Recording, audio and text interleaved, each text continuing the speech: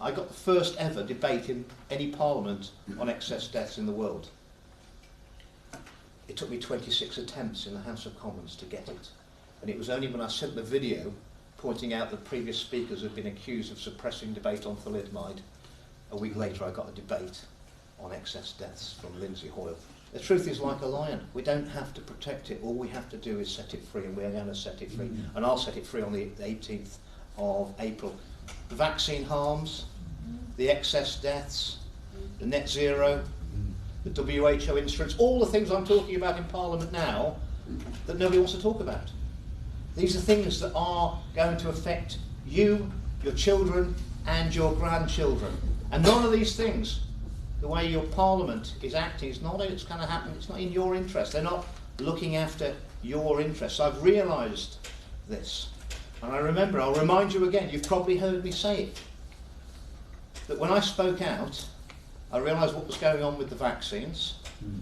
And what pushed me to speak out was that was when the Medicines and Healthcare Regulatory Authority put in to vaccinate children down to the age of 6 months. People who are at no risk whatsoever. There's not been a healthy child of that age ever died anywhere in the world from COVID-19. But there was clearly a risk from these experimental vaccines. And I spoke out and got a debate on the 13th of December 2022, and I knew that they'd throw me out the Conservative Party for it.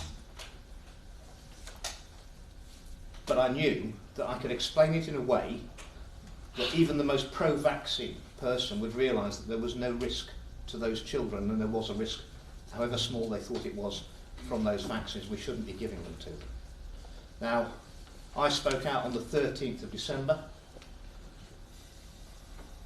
We're now living in one of the very few countries in the world that didn't vaccinate down to 6 months. The government can rubbish what I said. They said I was talking conspiracy theories, but they didn't dare vaccinate down to 6 months of age in this country. They did in most of the other countries around the world. And if that cost me my political career, then that will be every day of the week, because that's what we're here for. And unfortunately,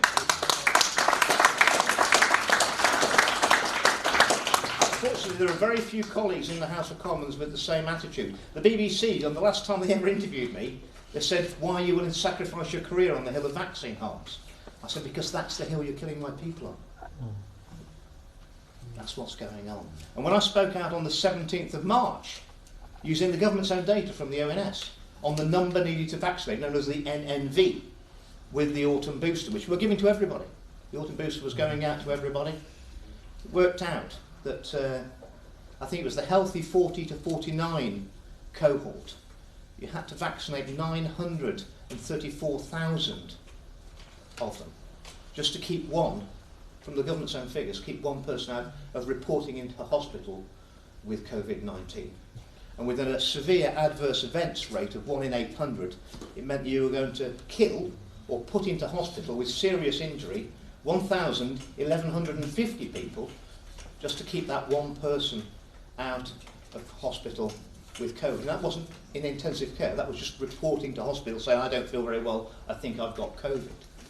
And again, the government said Andrew Brishin spouting his conspiracy theories.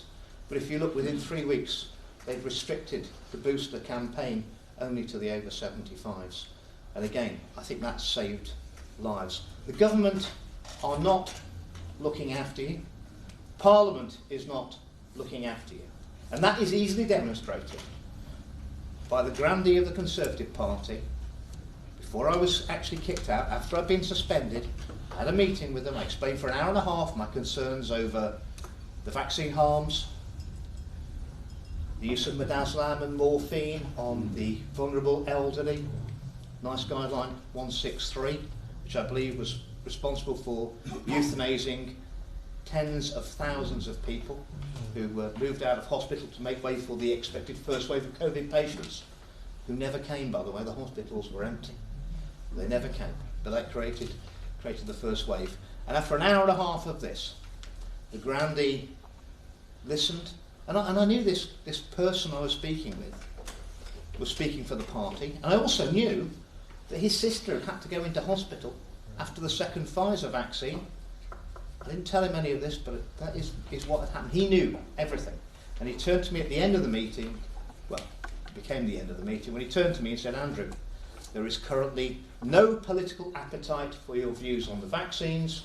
There may well be in 20 years' time, and you're probably going to be proved right then. But in the meantime, you need to bear in mind that you're taking on the most powerful vested interest in the world with all the personal risk for you which that will entail. And I said, thank you very much for listening to me.